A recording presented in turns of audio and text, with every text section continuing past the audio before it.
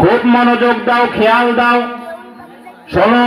আমার ওলি যারা, আমার বন্ধু যারা, আমি আল্লাহ যাদের অভিভাবক, আমি আল্লাহ যাদের সাহায্যকারী, ওদের প্রাথমিক পুরস্কার হলো দুইটা। কয়টা পুরস্কার? জোরে আওয়াজ করে বলতে হবে, কয়টা পুরস্কার? তাহলে আল্লাহর ওলিদের পুরস্কার কয়টা?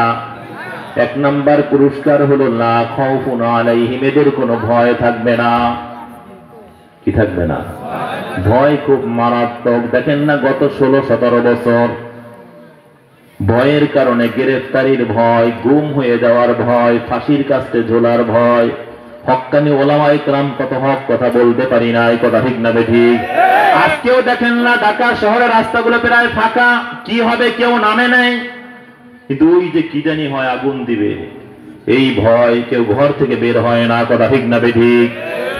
তাহলে ভয় খুব মারাত্মক। আল্লাহ বলে আমার ওলি যারা, আমার বন্ধু যারা, ওদের কোনো ভয় নাই, ওরা কাউকে ভয় করে না, একমাত্র কাকে ভয় করে?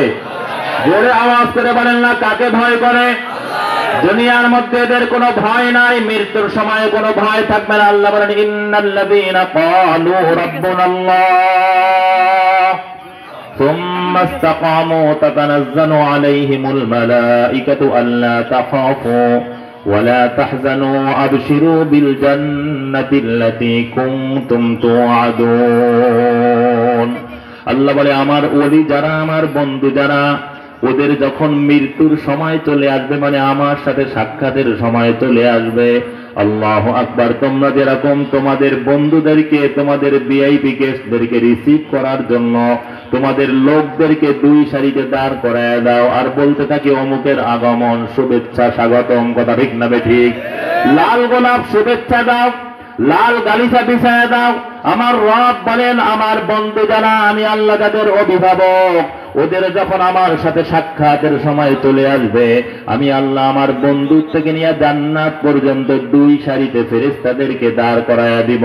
সুবহানাল্লাহ। আমার বন্ধুর থেকে নিয়ে জান্নাত পর্যন্ত জান্নাতের গালিচা বিছায়া দেব। আল্লাহু আকবার। জান কবরের কষ্ট সকলের হবে, কিন্তু আমার রব বলেন আমার বন্ধু আবশিরু বিল জান্নাতিল্লাতী কুনতুম তুআদুন। আল্লাহু আকবার। আমার বন্ধুর মৃত্যুর সময় আমার বন্ধু কষ্ট সাধনা করে যেই জান্নাত খানা কামাই করছে, ওই জান্নাতের নকশা আমি আমার বন্ধুর সামনে তুলে ধরব। আমার বন্ধু যখন জান্নাতের নকশা দেখবে, তার রুহুটা জান্নাতের দিকে এমন ভাবে দৌড় দিবে, জান কবরের কষ্ট সে একটু টের পাবে না। সুবহানাল্লাহ। আল্লাহর ওলিদের মৃত্যুর সময় কোনো ভয় থাকবে না, কবরেও কোনো ভয় থাকবে না। আল্লাহর ওলি যখন কবরের বাসিন্দা হবে, আমার মালিক ডাক দিয়ে বলবে আফরিশুল ফিরাশা মিনাল জান্নাহ ওয়া আলবিসু মিনাল জান্নাহ ওয়া আতইমু ওয়া আশরিবু মিনাল জান্নাহ। এই ফেরেশতারা আমার বন্ধু আসছে, তাড়াতাড়ি আমার বন্ধুর কবরের মধ্যে জান্নাতের বিছানা বিছায়া দাও, আমার বন্ধুর শরীরের মধ্যে জান্নাতের পোশাক লাগায়া দাও।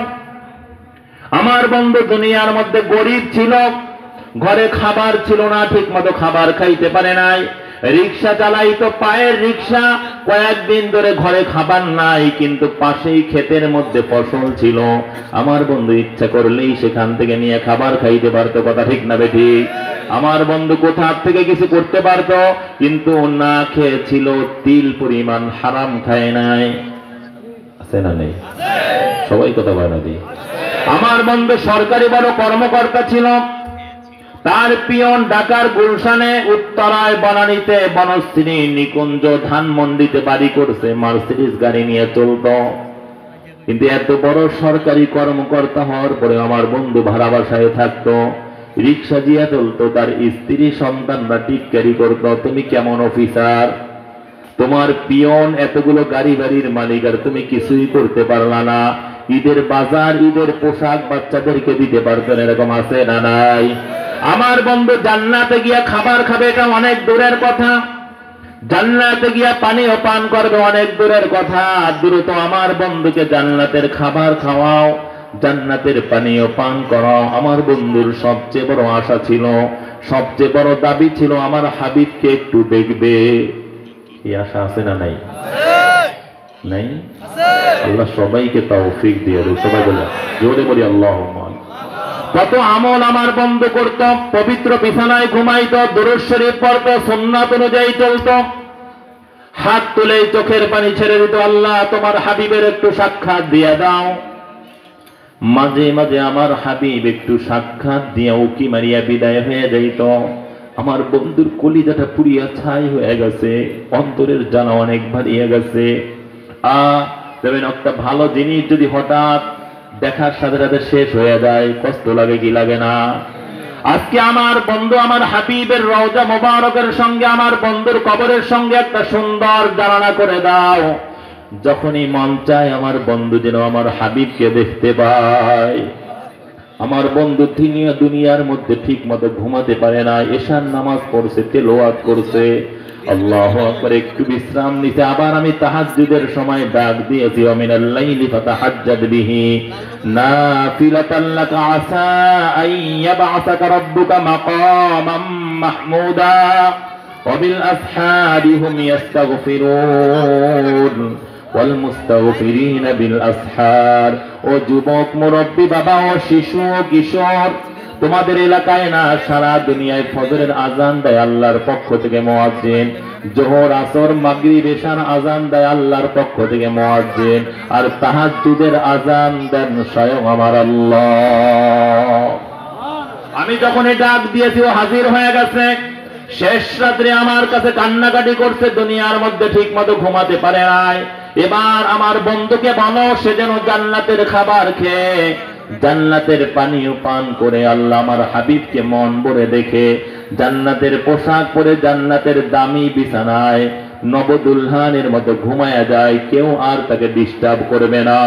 আল্লাহু আকবার। আল্লাহর ফেরেশতা যখন আল্লাহর ওলি আব্দুর রহমানকে এই কথা বলবে, তাকায় দেখবে আব্দুর রহমান এত নিয়ামত পাওয়ার পরেও কিন্তু সে কাঁপতেছে, থরথর করে কাঁপে, তার চেহারা বিবর্ণ হয়ে গেছে।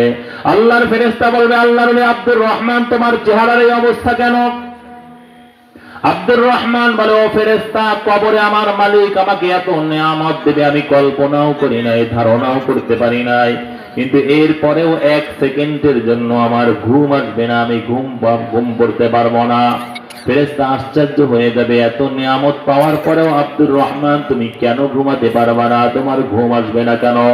আব্দুর রহমান বলে, দেখো না আমি থরথর করে কাঁপতেছি, আমার চেহারা বিবর্ণ হয়ে গেছে।